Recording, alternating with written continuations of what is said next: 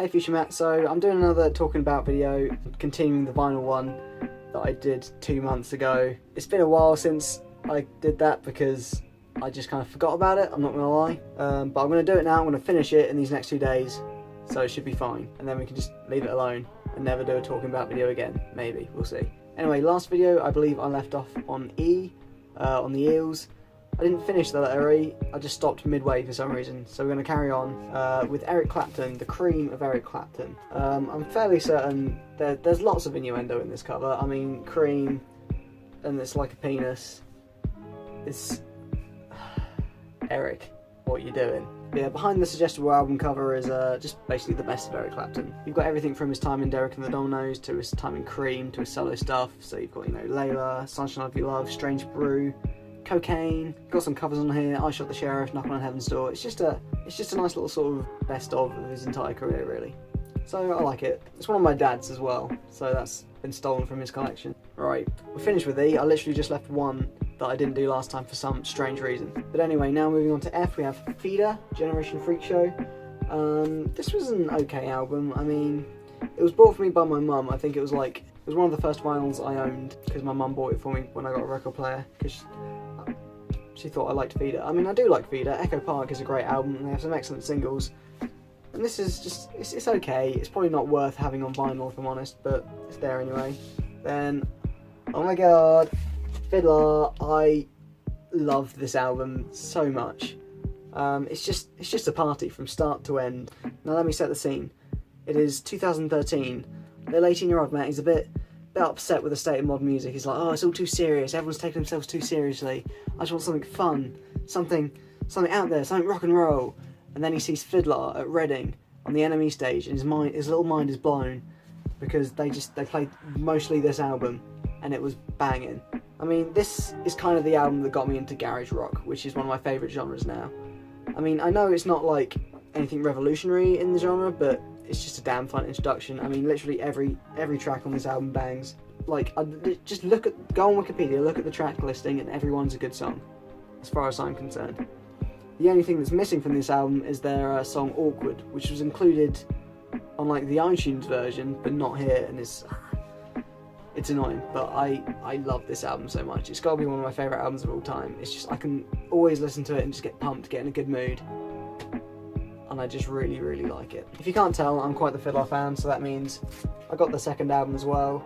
I think I enjoyed it less than the first album, but that's because I really, really enjoyed the first album. It's still like a good album, I think. Yeah, I've kept it in its original sleeve to keep it in like good condition. It's a pretty cool record. I'll get it out. You can see it's got a stencil cut out here, so when I move the thing out, it comes out with it, which is pretty cool. And then it's on a limited edition clear vinyl, which is 8. It's pretty good. Yeah, I'm really looking forward to the next release, whenever that may be. Hopefully soon. Then we have Frank Turner, England Keep My Bones, which is probably my favourite Frank Turner album, I think. It's just got a lot of good hits on. It's a significant step up from his previous stuff in that it's a lot more rock orientated. It's less just him and his guitar and more him and the band, which I really liked. Frank Turner and the Sleeping Souls, but doesn't say that on the cover. It's still one of his best albums to this day. Not that I haven't liked his newer stuff, but this is always going to have a special place in my heart. Then we have the Nighttime album, In the Wee Small Hours by Frank Sinatra. It's a bit different to everything else in my collection in that it's literally from the 1950s. But yeah, it's just a classic Frank Sinatra album, and listening to it makes me feel like I'm in a Disney movie, and that's just real nice. Yeah, it comes on a cool little sort of surf green vinyl to sort of blend in with the background of the album cover. I often play this late at night when I want to just sort of cozy up somewhere warm. It's real good. Now moving on, we have Glass Animals, How to Be a Human Being. This was another one through Vinyl We Please. I actually didn't really know the band till I saw them on the Vinyl We Please like store page, and thought, hey, I'll check them out. Like, I want to swap this month's record, so I'm gonna see what's available. Listened to this all the way through on Spotify and just loved it. There's so many good tracks on here. I mean, it's just a great indie electro pop little masterpiece. It's got like a weird little picture frame on the inside, so I can take out the book. It's got some like art on it and stuff. You can slide it back in. It's just like a neat little way of displaying the art on the book. or maybe a lazy way so they didn't have to put art on this side, we'll never know.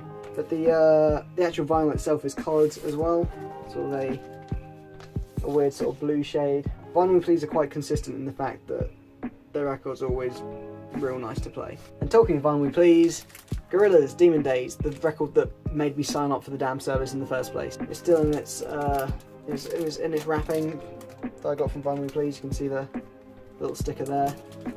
But this is one of my favourite albums of all time, easily. It's the album that got me into hip-hop and rap, basically. Prior to Gorillaz, I just thought it was all rubbish, you know, I was like 12 or something, and just would not give it the time of day. I thought all hip-hop was just rapping about bitches and women. There was no real substance to it. And then this came along, and I was singing along to the verses in All Alone, and November Has Come, the bits in like Dirty Harry, Feel Good Inc, obviously. It was really Gorillaz coming into their own as a platform for artists and a more collaborative project, and this album is just, it's just so good. It's not often I can say an album shaped who I am or my music tastes, but this shaped me growing up, this album. It's so good. And I'm in love with Jamie Hewlett's artwork. Like, it wouldn't be Gorillaz without him, for sure. And yeah, if you pull out the sleeves, you've got each of the band members' faces on either side, and then it's on red vinyl, and the insert artwork is slightly different. Yeah, it's a double vinyl as well, heavyweight. Like, they really went all out with this one. I think Damon Albarn himself literally oversaw the process of them reprinting the vinyl and making sure it was of the highest quality, which is real good. Then we have Jack White's Blunderbuss. I really like this album. It's a really good album to have on vinyl. It's one just that sounds really good played all the way through. It's got the dirtiness, the sort of grungy feel from White Stripes stuff, but with a lot more classic blues influence, I would say.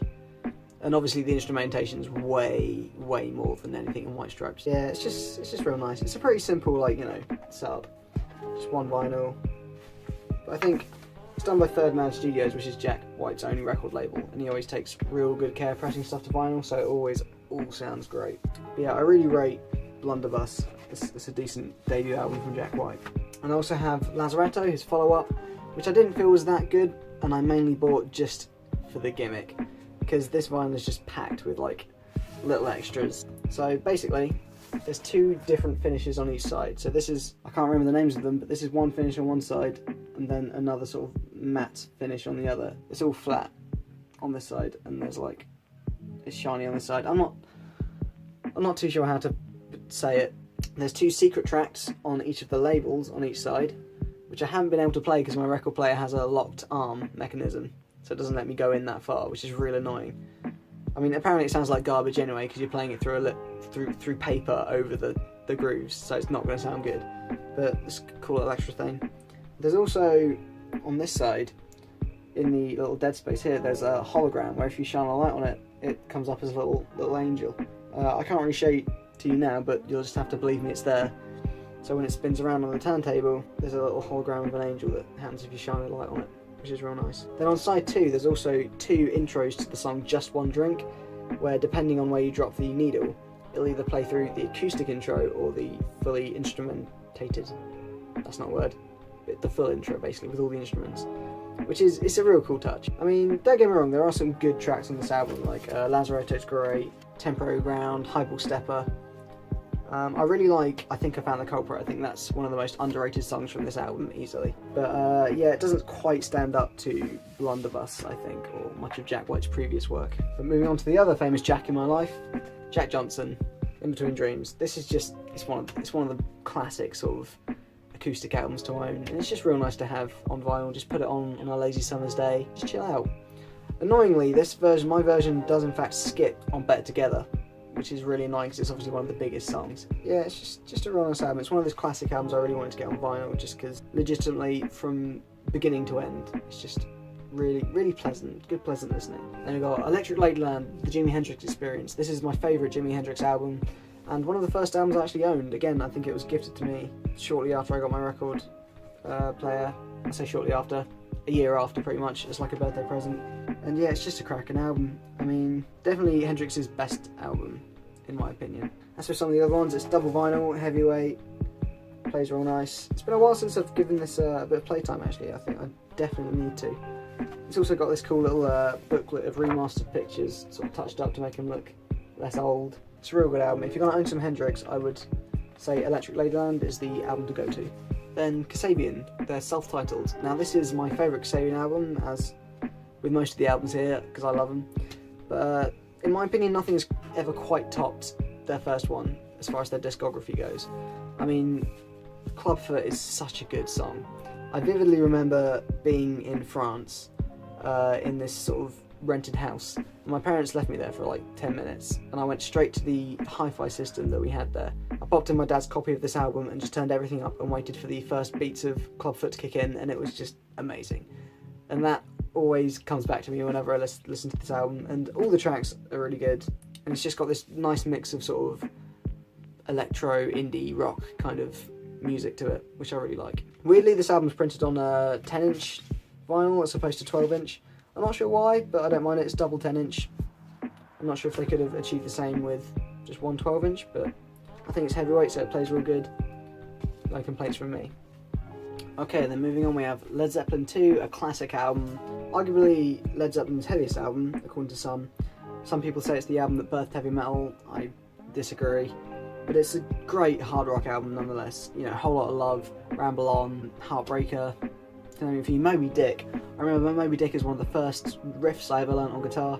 It's just a great album. I got this second hand, I think, at some sort of vinyl sale just randomly, and it plays pretty well. You know, it sounds good. I mean, it's not like, you know, some heavyweight, super audiophile friendly stuff, but it plays. There's no skips. It's in good condition. I think it's like an original pressing from the 1970s, so it's pretty good.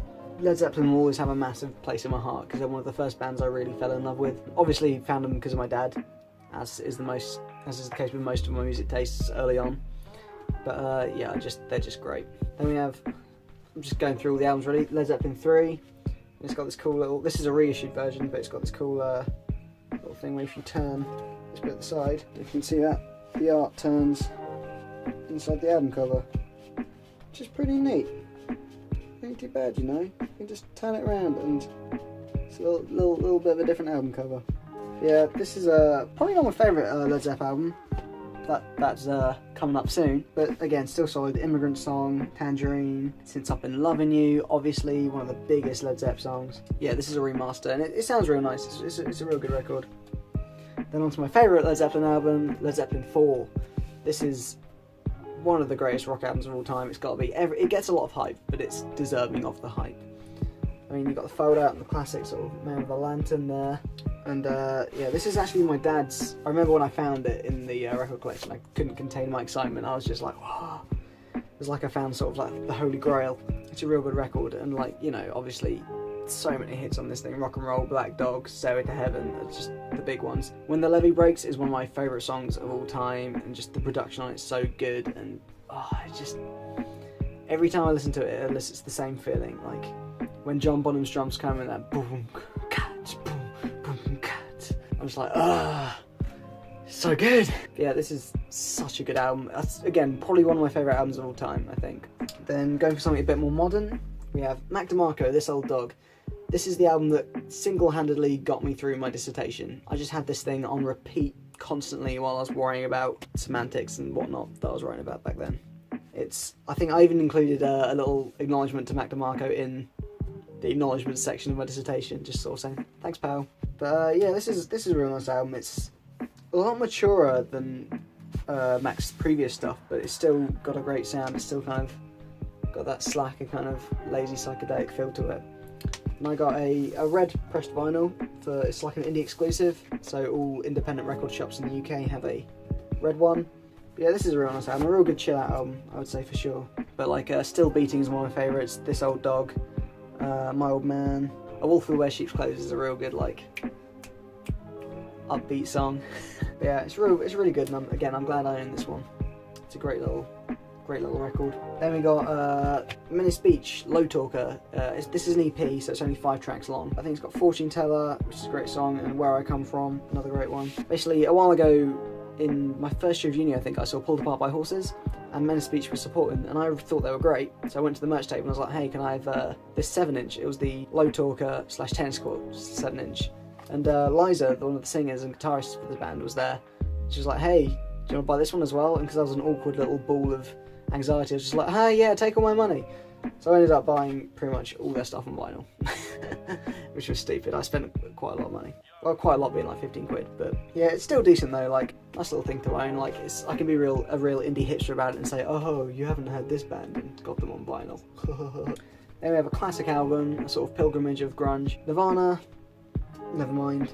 I mean, we all know this album. It's just one of the biggest albums of all time. I bought this from one of my favourite record shops. It's closed down now, but in Cornwall or Devon, I can't remember. There was a place where it was basically just like a little cave in the wall, and you go through this cave into this record shop, and there'll be all these second-hand, or sometimes in this case new reprints of just random albums. And I was really excited when I bought this because obviously it's a massive album, and it's a bit of a tragedy because I put it in the car on the journey home, and the sunlight went through the window because it was a very hot day and slightly warped the vinyl. So now all through territorial pissings you can just hear a sort of which is really upsetting. So I remember I spent ages like pressing it, trying to get it to not bend and trying to make it sound a bit better, and it sounds better than it did at first, but it's still not perfect, which is upsetting. But yeah, literally nothing needs to be said about this album. Everyone knows how good this album is. Then last one, Notorious B.I.G. Ready to Die, his debut album. This is Vinyl We Please, one of the last Vinyl We Pleases I got, and yeah, it's just a classic hip hop album. I mean, Biggie's magnum opus. I mean, obviously you've got Juicy, Ready to Die, some great songs.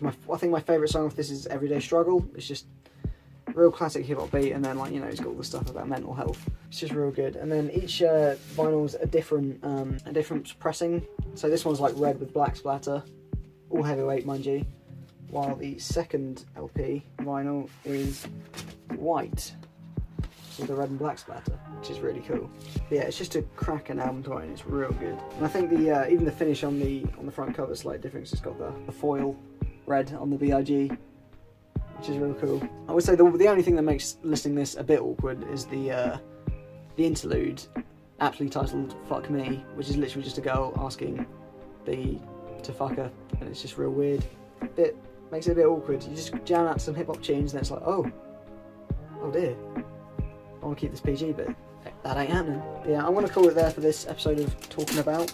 If we want to call these episodes, I don't really know. But yeah, I've already asked you what vinyls you've got, so I guess we'll find out. But see you tomorrow, future Matt.